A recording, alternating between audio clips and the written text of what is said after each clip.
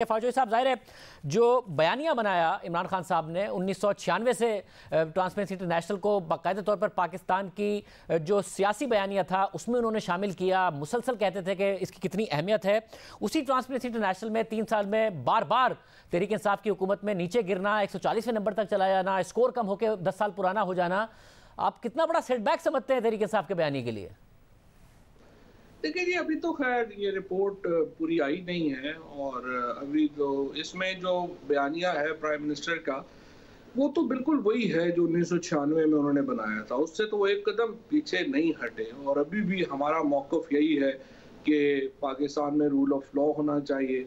हर तकरीर में वज़ीर आज़म इस तरफ तवज्जो दिलाते हैं कि किस तरह से यहाँ अमीर और गरीब की ट्रीटमेंट जो है मुख्तलिफ है और आपने देखा ही जो नवाज शरीफ, शहबाज शरीफ के मुकदमात हैं और जो सारे बड़े केसेस उनके ऊपर उनके बयानी में कोई फ़र्क नहीं आया है। जो ट्रांसपेरेंसी इंटरनेशनल की जो इस प्रेस रिलीज़ के ऊपर आप अभी बात कर रहे हैं उसमें भी अगर आप देखें तो उसमें जो फाइनेंशियल करप्शन है उसके ऊपर तो कोई फाइंडिंग नहीं है। जो उनकी दो चीज़ें जो नासरा जावेद की स्टेटमेंट से अपरेंटली लग रही हैं वो कह रही हैं कि रूल ऑफ लॉ नहीं है और स्टेट कैप्चर का इशू है।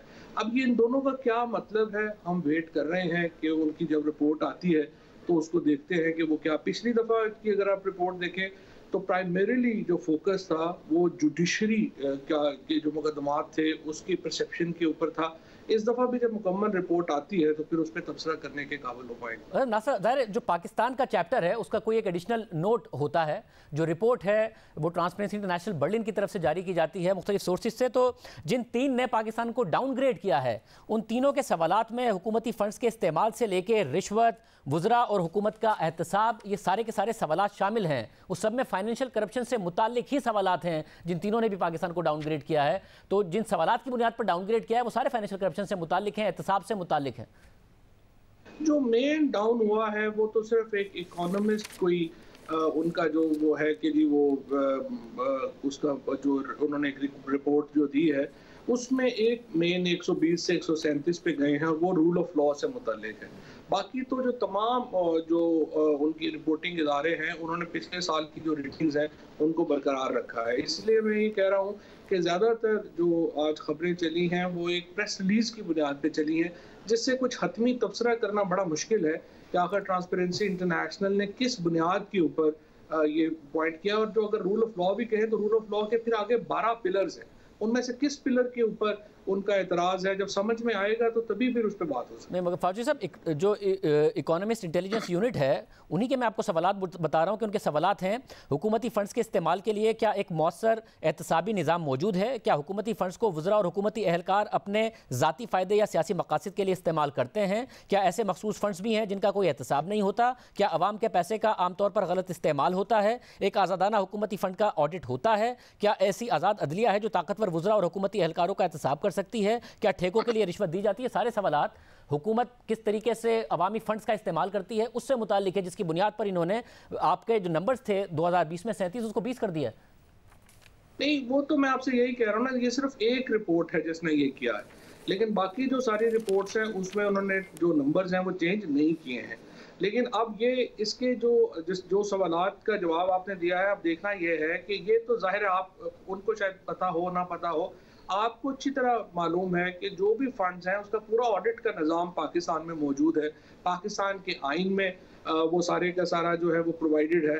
और इसी तरीके से अगर कोई स्पेसिफिक बात हो कि फॉर एग्जांपल ये कहना कि MNA MPS के फंड्स मिसअप्रोप्रिएट हो रहे हैं या कहाँ पे जा रहे हैं, तो उसका कोई मिसाल भी तो होना कि कोई फलाने जगह के ऊपर ये ऐसा हुआ है या कुछ हुआ है, फिर ही आप जवाब दे सकते हैं ना।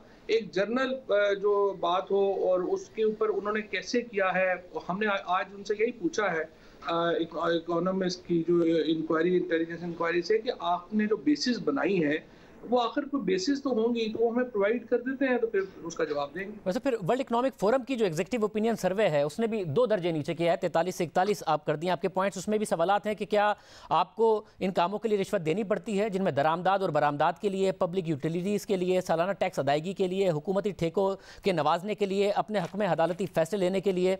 और फिर जो वैरायटी ऑफ डेमोक्रेसी है उसके भी सवालात यही हैं कि क्या पब्लिक सेक्टर में करप्शन है, हुकूमती करप्शन इंडेक्स है, कानून साजी ماضی میں کرپشن، جوڈیشل کرپشن، سارے کرپشن سے متعلق ہی سوالات ہیں. ایسا نہیں ہے کہ سوالات کرپشن سے متعلق نہیں ہیں. اور ورائٹی آف ڈیموکریسی نے بھی 3 جو درجے ہیں وہ آپ کے 2 کم کیے ہیں، 22 سے 20 کر دیا ہے جو رینکنگ 100 میں سے.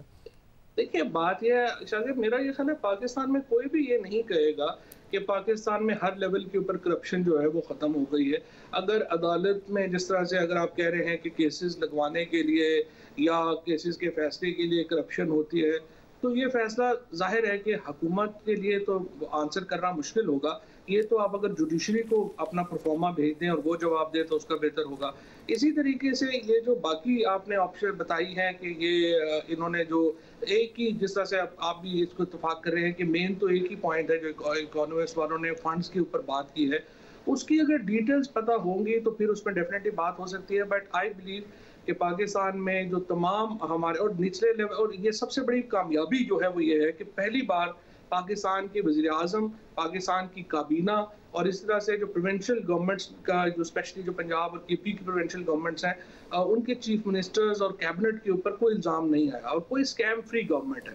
یہ اٹ سیلف ایک بہت بڑی میں سمجھتا ہوں کامیابی ہے. پولیٹیکل جو سطح ہے اس کے اوپر کرپشن میں بہت کمی آئی ہے. فوجی صاحب، آن دا کنٹری آپ کی اپنی گورنمنٹ کی رپورٹس ہیں جو آئل اینڈ گیس کے حوالے سے ہے کہ کس طرح پی ایس او کو نقصان پہنچا کے پرائیویٹ آئل مارکیٹنگ کمپنیز کو فائدہ پہنچایا گیا. پھر آپ کی شوگر رپورٹ ہے جس میں بتایا گیا کہ کیسے جو شوگر مافیا ہے اس کو فائدہ پہنچایا گیا اور پنجاب حکومت پر جن کا انفلوئنس تھا انہوں نے فائدہ پہنچایا. پھر ویٹ کے اوپر رپورٹ ہے کہ کس طریقے سے ذخیرہ اندوزوں کو فائدہ ہوا.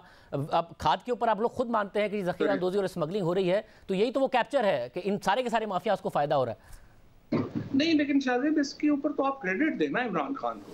مثلا آپ نے اس سے پہلے کب سنا ہو کہ کسی گورنمنٹ نے اپنے دور میں اس طرح کی انکوائریز کرائی ہوں؟ مثلا اگر شوگر کے اوپر آپ بات کریں تو آپ دیکھیے آپ نے اس کو بڑا ایکسٹینسیولی کور کیا اور آپ نے دیکھا کہ کس طرح سے اس کا جو ٹیکس ہے وہ 700 ارب روپے کے اوپر پہنچ گئے. تو یہ تو ہماری کامیابیاں ہیں نا جو آپ گنوا رہے ہیں. اگر آئل مارکیٹنگ کمپنیز ہے، اگر شوگر کا معاملہ ہے یا یہ جو باقی سارے معاملات ہیں، یہ تو آپ کو ہم نے بتائے. تو اس کے اوپر تو آپ کو اصل میں تو حکومت کی تعریف کرنی چاہیے. نہیں فوجی صاحب، کیونکہ بتائے رپورٹس آئی، اس کے بعد کاروائی کے اوپر جو سوال اٹھتا تھا، پنجاب حکومت کے اوپر جو سوال اٹھتا تھا، وہ کاروائی نہیں کی گئی ہے. جو آپ شوگر کے ٹیکس کی بات کر رہے ہیں، وہ سیلز ٹیکس بڑھا کر اور قیمت ظاہر 50 روپے کی جو قیمت ہے اس پر سیلز ٹیکس زیادہ نہیں ملے گا. جب 100 روپے ہو جائے گی تو زیادہ ملے گا. تو قیمت اتنی ہو گئی تھی کہ سیلز ٹیکس آپ کو زیادہ ملا ہے، اس کا کریڈٹ آپ کو نہیں لینا چاہیے، اس کے لیے فکر مند ہونا چاہیے. تو اس لیے یہ جو کاروائیاں نہیں ہوئی تو اس سے عوام کا پرسیپشن نہیں جائے گا، یا جو یہاں پر کام کر رہے ہیں ان کا پرسیپشن نہیں جائے گا کہ اس ملک میں کاروائی نہیں ہوتی ہے، اس حکومت میں کاروائی نہیں ہوتی ہے، صرف رپورٹس بنتی ہیں.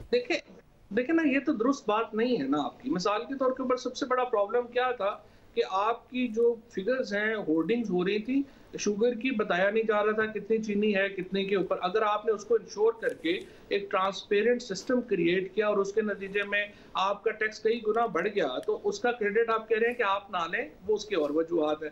لیکن 50 روپے پہ سیلز ٹیکس کم ملے گا، 100 روپے پہ زیادہ ملے گا فکس پرسنٹیج پہ. بٹ میں پھر بھی اگر آگے بڑھ جاؤں، ان میں کاروائی نہیں ہوئی ہے، کسی کو سزا ہی نہیں ملی ہے، نہ ہی حکومتی رہنماؤں کو ملی ہے.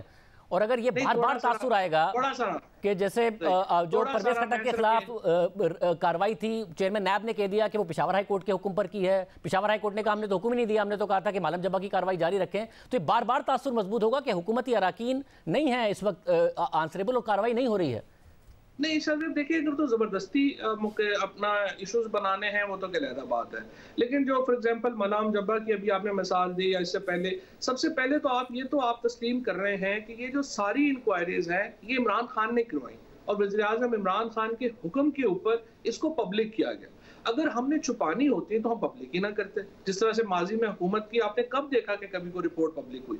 ہم نے رپورٹس پبلک کی، اس کے بعد تمام کاروائی ہم نے. اچھا، اگر آپ یہ کہیں کہ ہر آدمی کو اٹھا کے پھانسی پہ لٹکا دینا ہے، ظاہر ہے قانون اس کو الاؤ نہیں کرتا. جو قانون الاؤ کرتا ہے اس کے مطابق ان کے اوپر کاروائیاں ہوئی ہیں اور اس کے نتیجے میں اربہ روپیہ ایف بی آر جو ہے اس کا. پھر فوجی صاحب، پھر کم از کم آپ کا کرپشن کا پرسیپشن بھی ٹھیک ہوتا نا. یہی ٹرانسپیرنسی انٹرنیشنل ہے، عمران خان اسی کی مثال دیتے تھے. 3 سال میں مسلسل ڈاؤن گریڈ ہوا جا رہا ہے پاکستان.